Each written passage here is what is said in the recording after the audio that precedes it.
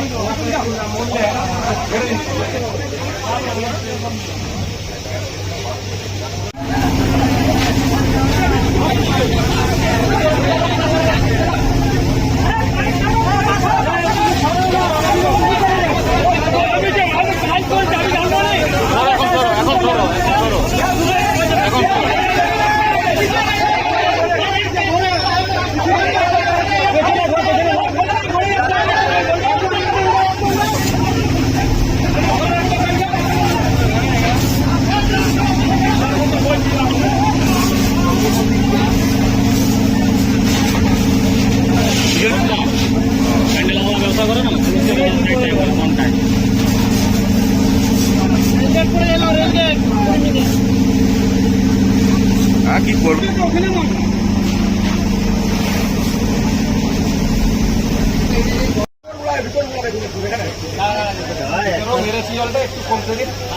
ভিতরে ঢুকে যাবে না,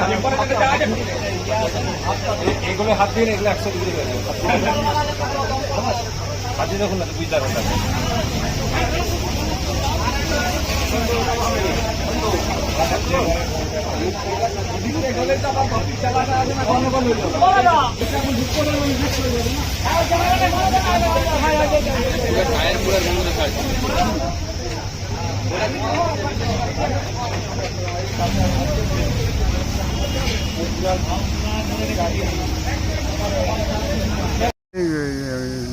ট্রাক্টর শোরুমে আগুন ধরে গেছে। তো হ্যাঁ, ট্রাক্টরের কাজে। আচ্ছা, কোন জায়গা এটা? এটা ডুমুরগেড়ি। আমি এসেছিলাম, ট্রাক্টর শোরুমে আগুন ধরে গেছে, দিয়ে দমকল এসছে, আগুন নেমানোর কাজ চলছে, এখনো পর্যন্ত নিমাচ্ছে। কত কি ক্ষয়ক্ষতি হয়েছে বুঝে যাবে? কত ওইটা তো বলা যাবে না, তারা ছাড়া যারা ছিল ভিতরে থাকে তারা। ট্রাক্টর ছিল ওখানে? ট্রাক্টর 2-3টা ছিল। আগুন ধরে গেছে? আগুন পুরা ধরে গেছে, তাহলে অনেকটাই ক্ষয়ক্ষতি হয়েছে। অনেকটাই ক্ষয়ক্ষতি হয়েছে। আপনার নাম? আমার নাম যোগেশ্বর মাহাতো।